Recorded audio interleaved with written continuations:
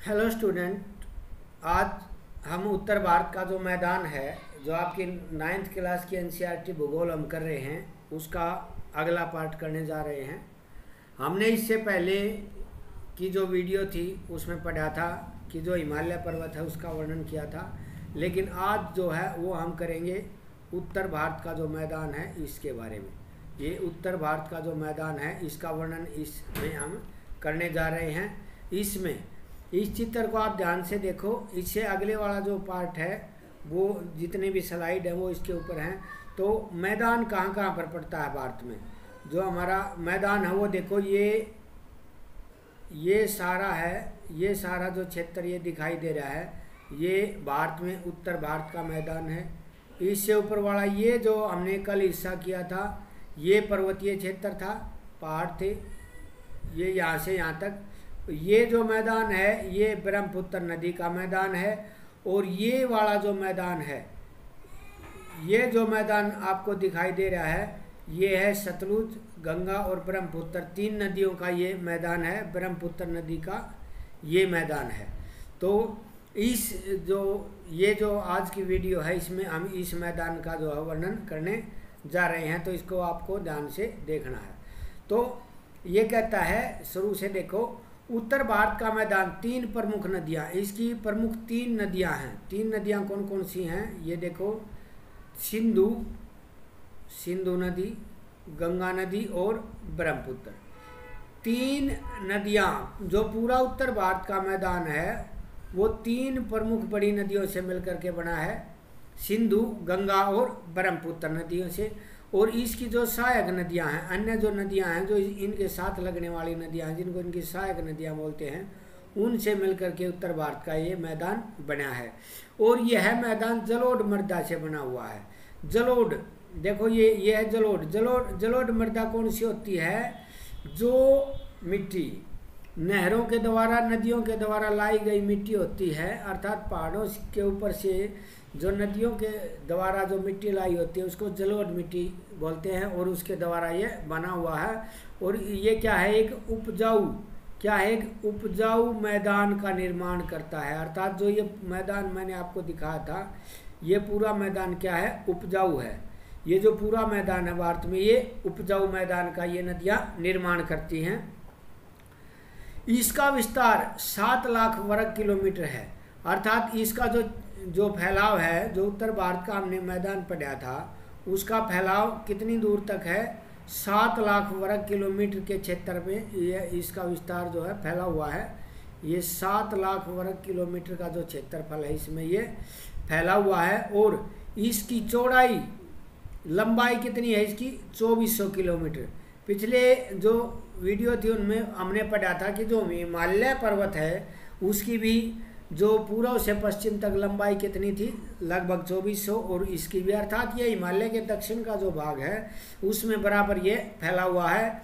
और इसकी जो चौड़ाई है, इस क्षेत्र की जो चौड़ाई है इसकी वो कितनी है? 240। इसकी चौड़ाई कितनी है? 240 से लेकर और लगभग 320 किलोमीटर तक की इसकी जो है चौड़ाई है। और इसमें सघन जनसंख्या, भारत की जो जनसंख्या है वो सबसे ज़्यादा, सघन का मतलब जहाँ पर बहुत ज़्यादा जनसंख्या निवास करती हो, सघन जनसंख्या कहाँ पर निवास करती है? इसी क्षेत्र में भारत में निवास करती है। और मृदा का आवरण पर्याप्त पानी की उपलब्धता के कारण, अर्थात जो यहाँ की जो मिट्टी है, ये जो मिट्टी है यहाँ की, इसमें इसकी विशेषता क्या है कि इसको क्या मिला, इस मिट्टी को क्या मिला है? पर्याप्त पानी मिलने की वजह से जो यहाँ की मृदा है, और यह सबसे अधिक भारत का सबसे अधिक जो है क्या है? उत्पादक क्षेत्र है। अर्थात भारत में सबसे ज़्यादा उत्पादन इसी क्षेत्र में होता है। तो इसकी क्या क्या विशेषताएं पढ़ी कि ये भारत में 7 लाख वर्ग किलोमीटर के क्षेत्र में फैला हुआ है।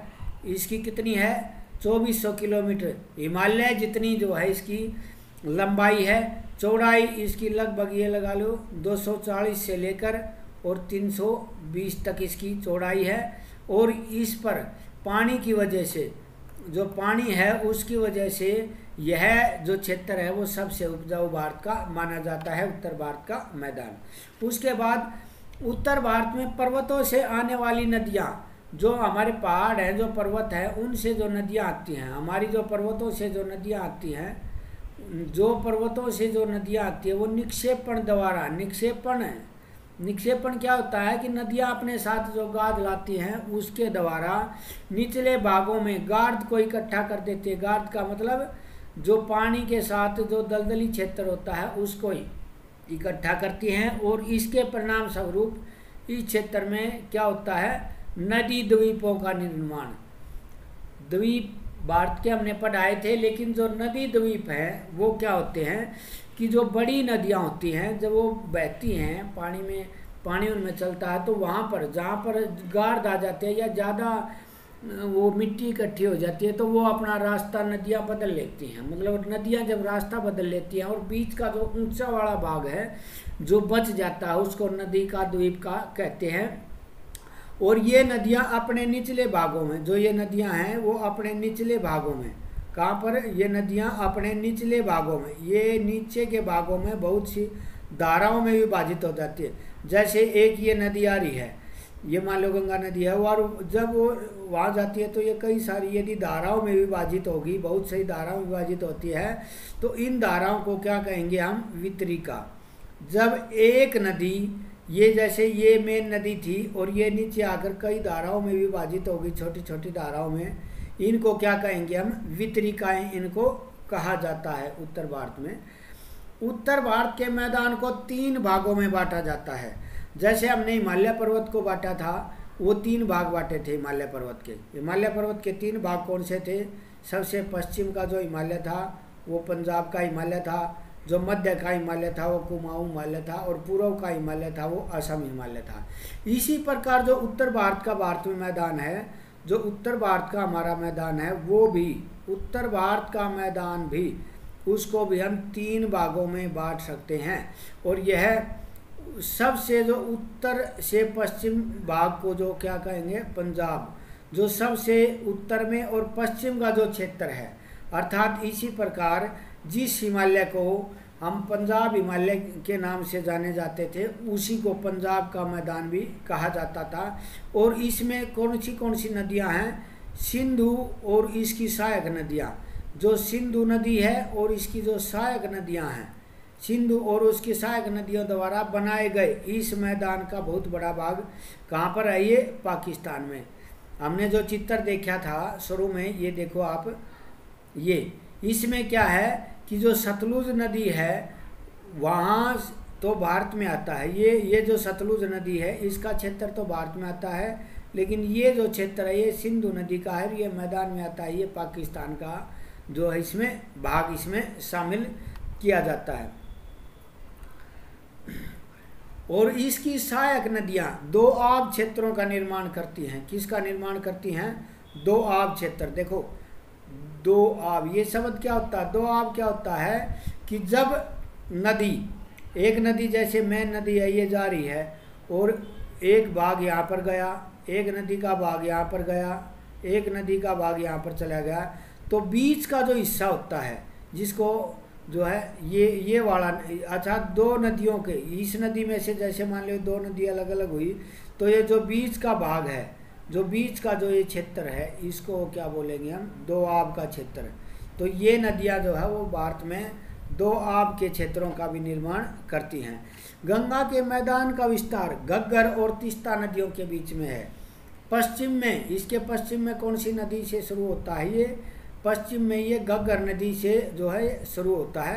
घग्गर नदी कहाँ पर है, ये हरियाणा में है। तो ये गंगा का जो मैदान है वो, गंगा का जो मैदान का एरिया है वो घग्गर नदी से शुरू होकर, और तीस्ता, ये बिहार की में जो ये नदी आती है, तो तीस्ता और बिहार नदियों के बीच में है। यह गंगा नदी का क्षेत्र कहाँ कहाँ पर जाता है, किस किस राज्य में से ये प्रभावित होती है, हरियाणा, दिल्ली, उत्तर प्रदेश, बिहार, झारखंड और पश्चिम बंगाल, इन क्षेत्रों से जो है गंगा नदी का मैदान इन क्षेत्रों से बहता हुआ। हालांकि जो गंगा नदी है वो हरियाणा राज्य में गंगा नदी नहीं है, लेकिन जो यमुना नदी है उसका जो मैदान है उसको गंगा नदी का ही मैदान का भाग बोला जाता है। और यहाँ से बहते हुए ये जो गंगा नदी है ये कहाँ पर चली जाती है, बंगाल की खाड़ी में। कहाँ पर गई है, बंगाल की खाड़ी में जो है ये नदी चली जाती है। और उसके बाद जो पूर्व में, उसके बाद है ब्रह्मपुत्र। पूर्व में कौन सी नदी है अपनी, एक ब्रह्मपुत्र का मैदान कौन से राज्य में स्थित है, असम राज्य में। तो ब्रह्मपुत्र का जो मैदान है वो कौन से राज्य में स्थित है, असम राज्य में स्थित है। ये जो मैदान है ये ब्रह्मपुत्र नदी का मैदान है। ये जो मैदान हमने अभी अभी पढ़ा है ये कौन सा है, ये है गंगा सतलुज, और ये जो वाला है ये ब्रह्मपुत्र नदी का मैदान है। इस मैदान में इसको शामिल किया जाता है। उसके बाद उत्तर भारत के मैदानों में भी भौगोलिक आकृति में भी विविधता पाई जाती है। उत्तर भारत के जो मैदान हैं वो भौगोलिक दृष्टि से भी, ऐसा नहीं कि जो मैदान हैं वो सारे एक जैसे हैं, तो जो इनकी भौगोलिक आकृति है उत्तर भारत की, उनमें भी जो भौगोलिक आकृति है उनमें क्या पाई जाती है, विभिन्नता पाई जाती है। इस आधार पर नदी पर्वतों से नीचे उतरते समय जो नदी हैं, जो पर्वतों से जो नदी आती है वो नीचे उतरते समय, हिमालय का जो पढ़ा था हमने उसमें सबसे दक्षिण में कौन सी पहाड़ियाँ थी, शिवालिक की पहाड़ियाँ। सबसे दक्षिण में कौन सी पहाड़ियाँ थी, शिवालिक की पहाड़ियाँ। ये इसकी ढाल पर जो नदियों में है, जो मैदान है उसमें कितनी चौड़ी पट्टी है, 8 से 16 किलोमीटर की। 8 से 16 किलोमीटर की एक लंबी पट्टी है, इसे भाबर के नाम से। ये दो शब्द हैं, एक भाबर है। भाबर का होता है कि एकदम जो पहाड़ों से जो नदी उतरती है, एकदम जो पहाड़ों से नदी उतरती है और मैदान में प्रवेश करने से जस्ट पहले का जो क्षेत्र होता है उसको भाबर का नाम से जाना जाता है। और सभी सरिताएं क्या होती है कि जो नदियां होती हैं उनके जो छोटे छोटे भाग होते हैं वो इस भाबर में विलुप्त हो जाती हैं, अर्थात वो इस भाबर क्षेत्र में विलुप्त हो जाती हैं। और ये दोबारा से ये दक्षिण में नीचे आके ये पट्टियाँ दोबारा से इनके दक्षिण में दिखाई देती हैं। और ये सरिता और नदियाँ जो है यहाँ पर दोबारा से पुनः ये निकल आती हैं और क्या करती हैं, उसके बाद मैदानों में आने के बाद ये किस क्षेत्र का निर्माण करती हैं, नमी वाला क्षेत्र और दलदली। नमी वाला और दलदली वाला जो क्षेत्र का निर्माण करेंगी तो उस क्षेत्र को हम बोलेंगे तराई का क्षेत्र। अर्थात आपने क्या पढ़ा कि जो मैदान है उससे जो मैदानों में जब नदियां प्रवेश करती हैं तो सबसे पहले जो ऊपर का हिस्सा है उसको क्या बोलेंगे, हम भाबर का हिस्सा बोलेंगे। और उससे दक्षिण में ये एक दलदली क्षेत्र का निर्माण करती है और उस दलदली क्षेत्र को तराई का क्षेत्र बोला जाता है। उसके बाद उत्तर भारत का मैदान सबसे विशालतम भाग पुराने जलोढ़ से बना है। ये देखो जलोढ़ क्या होता है बेटा, जलोढ़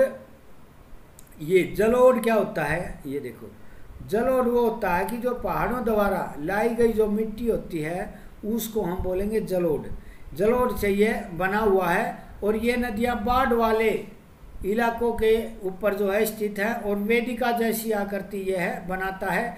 इस भाग को बांगर और खादर ये दो शब्द पाए जाते हैं यहाँ पर। तो बांगर और ये नीचे का है खादर। तो खादर क्या होता है, जो हर साल जो बाढ़ आती है ना और उससे जो नए मैदान बनते हैं, हर साल बाढ़ वाले क्षेत्र से जो नए मैदान बनेंगे उनको बोलेंगे हम खादर। लेकिन जो प्राचीन पहले जो नदियाँ जो बहाकर लाई थी कई सौ साल पहले और वो एक स्थायी जो उपजाऊ क्षेत्र का निर्माण करती हैं उसको बांगर बोलते हैं। अर्थात यह एक स्थायी जो क्षेत्र होता है और इसमें क्या पाए जाते हैं कि मिट्टी में चूनेदार निक्षेप, जो मिट्टी होती है उसमें चूनेदार जो निक्षेप पाए जाते हैं और उनको क्या कहते हैं, हम स्थानीय भाषा में कंकड़ कहा जाता है। लेकिन जो खादर का जो क्षेत्र है, जो खादर का क्षेत्र है उसका निर्माण हर वर्ष होता है और खेती करने के लिए सबसे जो आदर्श जो माना जाता है, खेती करने के लिए सबसे जो आदर्श माना जाता है वो कौन सा माना जाता है, ये खादर में भी और बांगर में भी दोनों जगह पर जो है ये अच्छी खेती पाई जाती है। तो ये हमने पढ़ा उत्तर भारत के मैदान। इनमें हमने क्या पढ़ा, ध्यान से एक बार देखो कि जो उत्तर भारत का जो मैदान है वो कौन कौन सी नदियों से होकर बहता है। ये देखो ये वाला जो क्षेत्र है ये उत्तर भारत का मैदान है। यहाँ ये ब्रह्मपुत्र नदी है और यहाँ पर सतलुज और गंगा नदियों का जो क्षेत्र इसमें पाया जाता है। और की प्रमुख जो नदियाँ थी वो कौन सी हैं? गंगा, ब्रह्मपुत्र और उसकी जो सिंधु नदी है और उसकी जो सहायक नदियाँ हैं उन क्षेत्रों से ये बना हुआ है। तो इसकी जो 3 प्रमुख नदियाँ हैं जिनसे ये मिलकर बना होता है। और उसके बाद हमने क्या पढ़ा कि इस क्षेत्र में इसका क्षेत्रफल कितना है? 7 लाख वर्ग किलोमीटर का जो है इसका क्षेत्रफल है। और 2400 इसकी जो लंबाई है वो कितनी है? 2400 किलोमीटर, हिमालय जितनी है। और चौड़ाई 240 से जो है ये 360 तक ये चौड़ा है। इसमें जनसंख्या वो सघन जनसंख्या निवास करती है। और यहाँ की जो मिट्टी है उसको पर्याप्त पानी जो मिलता है उसकी वजह से यह सबसे उत्पादक का क्षेत्र माना जाता है। और नदियों का जो निक्षेप है, नदियों के द्वारा जो लाया गया पानी है उसमें ये क्या करते हैं? ये एक गार्ड का निर्माण करती हैं और नदी द्वीपों का निर्माण भी उसके साथ में किया जाता है। और निचले भागों में जो नदियाँ जो धाराओं में बट जाती है उनको क्या कहेंगे हम? वितरिकाएँ। निचले भागों में जो नदियाँ आती हैं उनको क्या कहेंगे हम? वितरिकाएँ कहा जाता है। और जो उत्तर भारत का मैदान है इसको 3 भागों में हम बांट सकते हैं। उत्तर भारत का जो मैदान है उसको 3 भागों में बांटेंगे। कौन सा है? सबसे पहला भाग है जो पश्चिम का जो क्षेत्र है उसको क्या बोले? पंजाब का क्षेत्र कहा जाता है। और इसका बहुत बड़ा हिस्सा कहाँ पर है? अब वर्तमान में पाकिस्तान में है। और इसकी सहायक नदियाँ दोआब क्षेत्रों का निर्माण करती हैं।